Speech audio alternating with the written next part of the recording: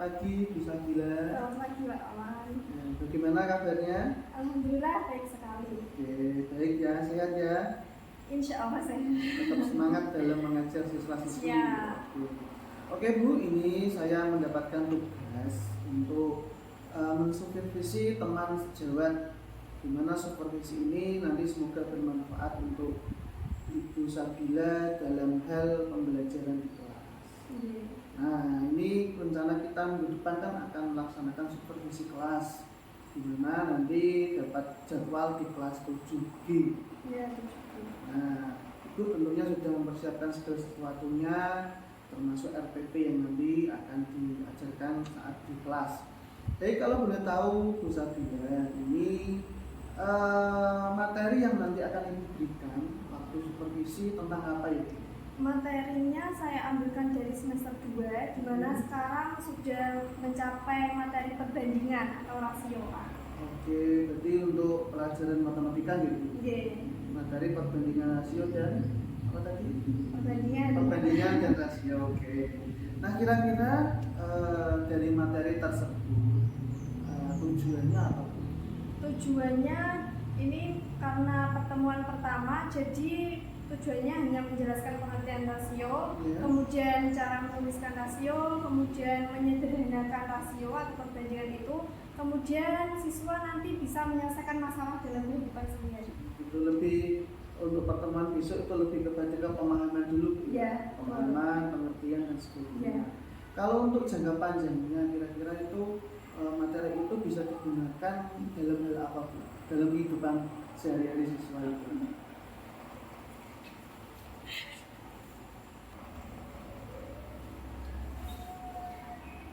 Oke, Bu Sabila, mengenai materi yang nanti Bu Sabila berikan untuk jangka panjangnya, kira-kira siswa itu bisa menggunakan materi ini untuk hal apa?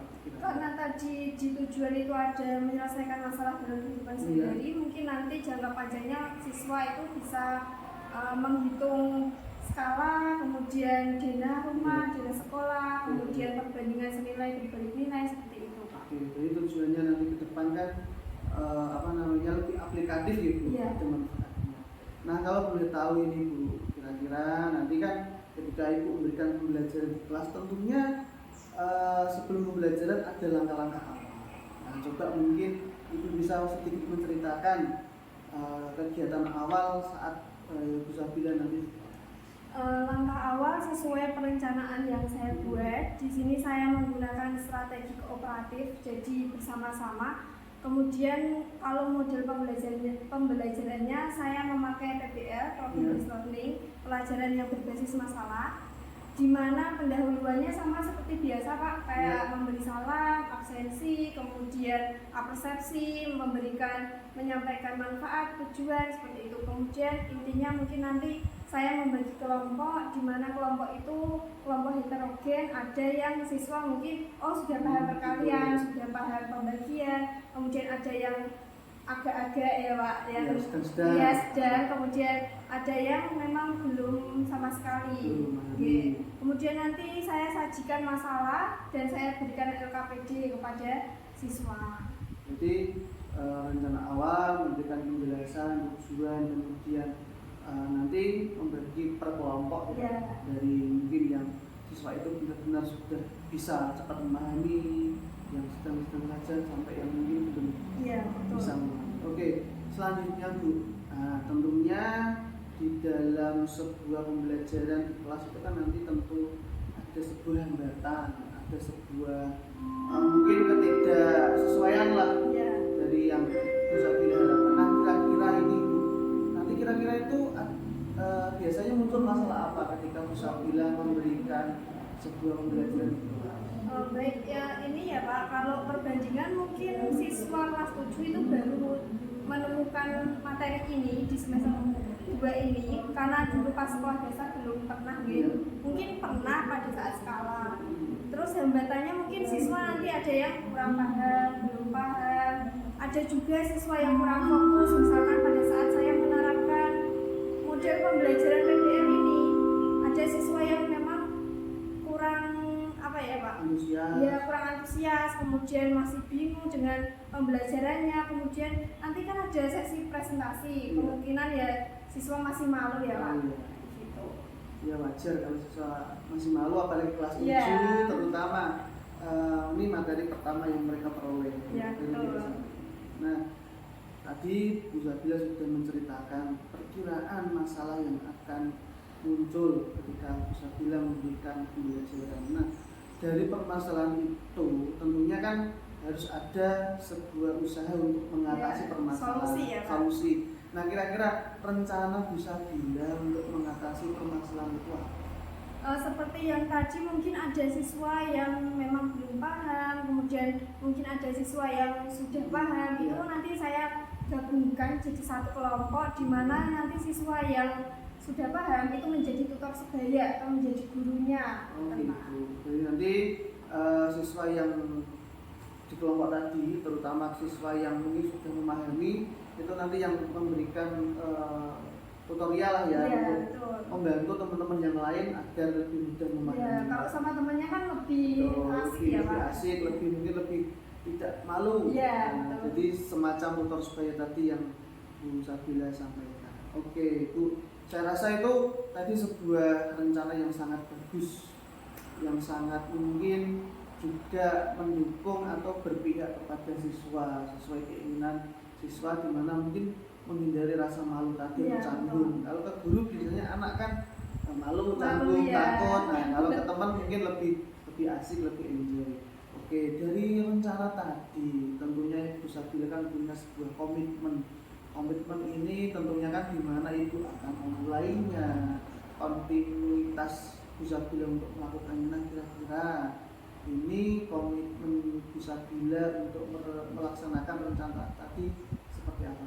Saya akan melaksanakan sesuai dengan perencanaan saya. Jikalau nanti di tengah-tengah memang tidak sesuai, saya nanti pakai model yang lain atau strategi yang lain yang akhirnya nanti siswa itu antusias sama matematika. Kan kita tahu Pak, kalau matematika itu emang menakutkan ya.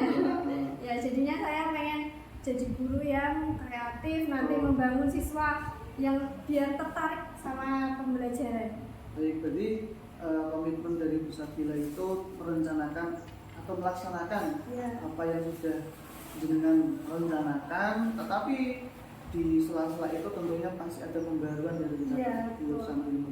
Oke, Bu Zabila, rencananya sudah bagus, komitmennya juga sudah bagus. Saya yakin Bu Zabila bisa melaksanakan pembelajaran nanti kedepannya semakin hari semakin baik, dan tentunya semua itu bertujuan untuk siswa, bertujuan untuk masa depan siswa, pemahaman siswa tentang materi. Baik Bu Zabila, saya rasa untuk kegiatan pra observasi kita hari ini sudah cukup, sudah mempunyai gambaran tentang nanti yang akan Bu Zabila laksanakan. Kita nanti berjumpa lagi minggu depan di kelas yang sudah sesuai jadwal, di kelas 7G dengan materi yang tadi Bu Zabila sudah utarakan. Itu nanti kita akan melakukan observasi, kita akan melakukan pemahaman kepada siswa tersebut. Begitu Bu Zabila ya.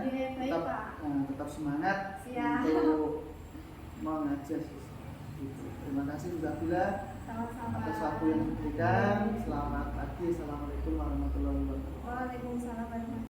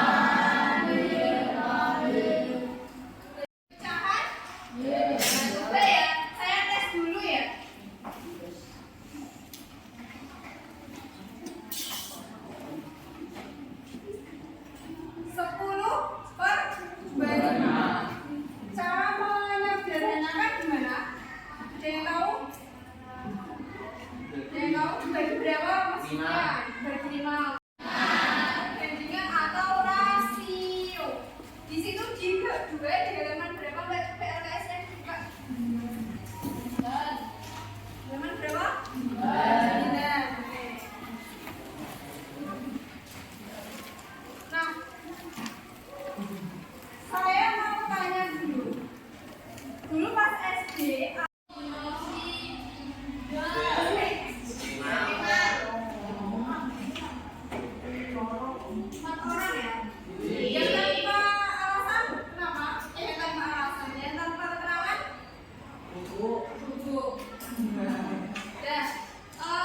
ini kita akan perbandingan nanti kita ada hubungannya dengan pecahan dan cara menyederhanakan. Nah, sekarang saya sudah bagi kelompok ya. Kelompok satu mana suaranya? Kelompok dua, ini ya. Kelompok tiga, kelompok empat yang mana? 5, 6, oke pas ya. Nah, di sini nanti saya akan membagikan lembar kerja. Kamu lembar kerja?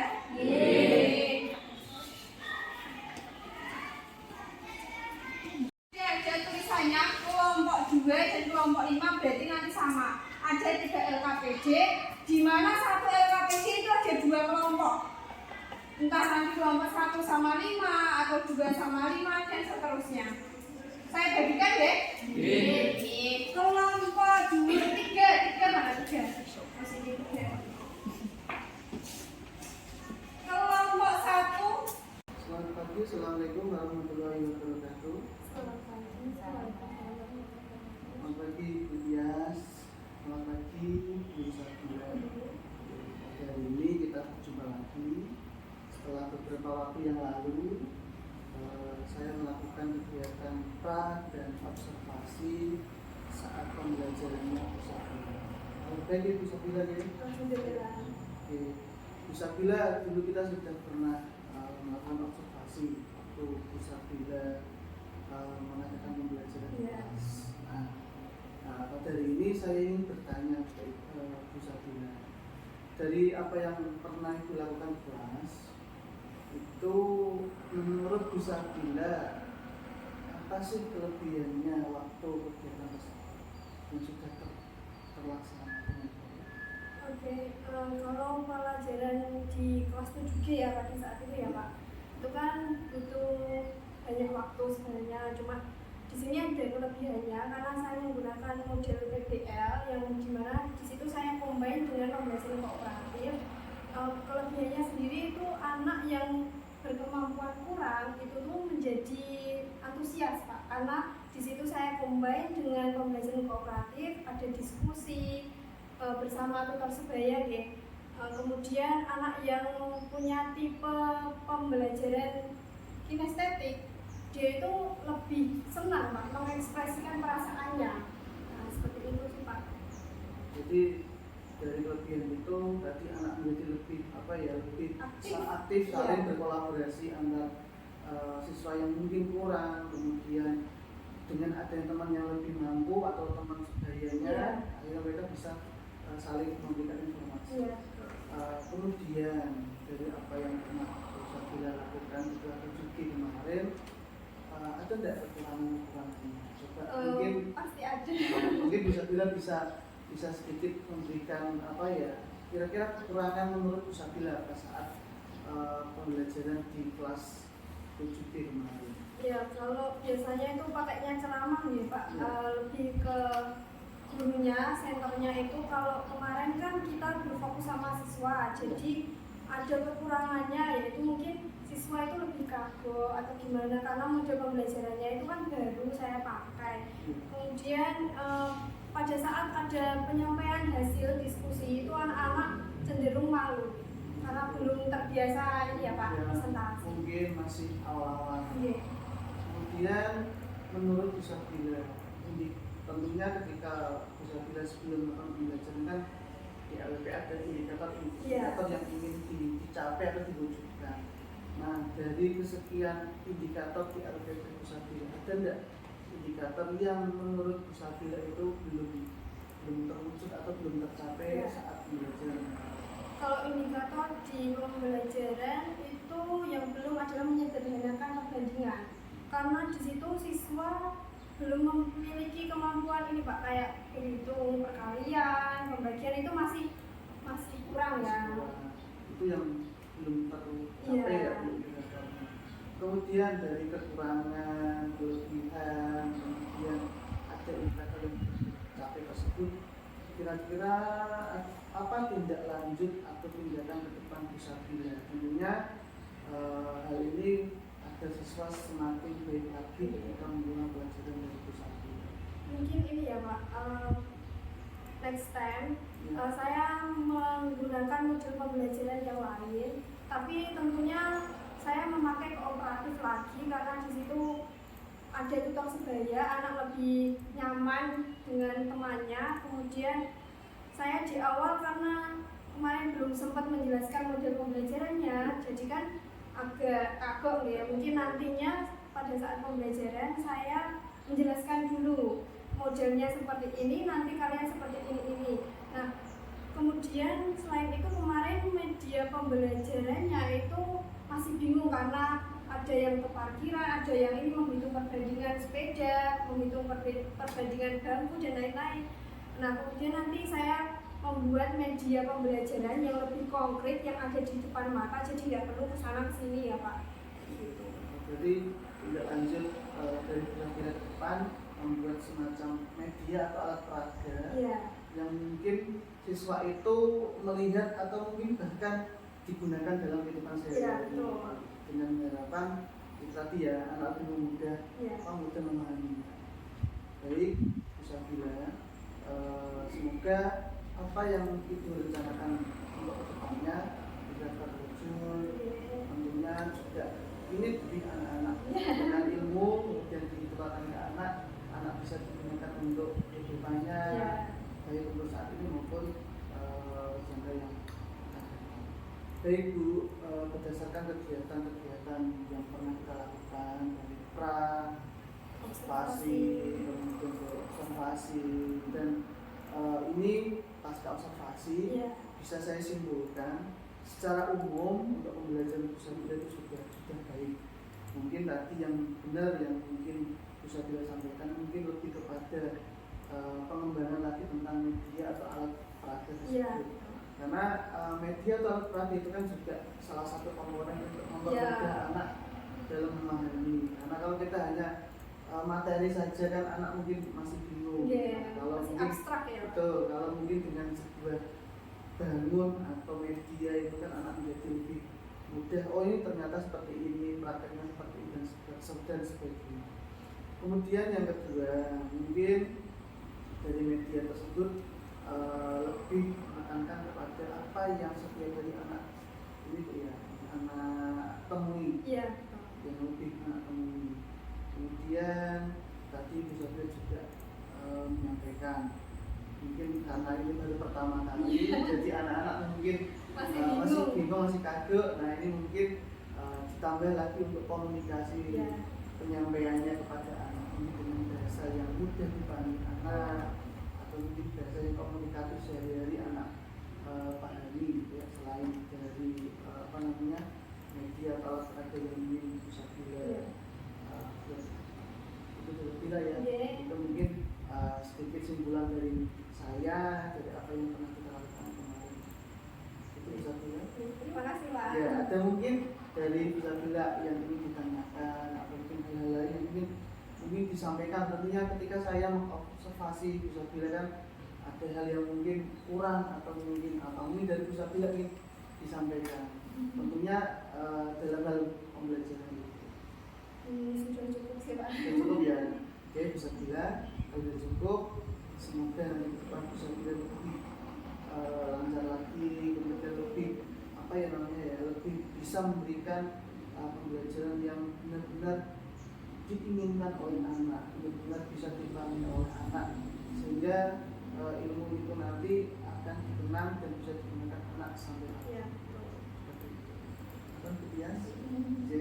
Itu saya tutup. Terima kasih Tias, Pusatila. Assalamualaikum warahmatullahi wabarakatuh. Waalaikumsalam.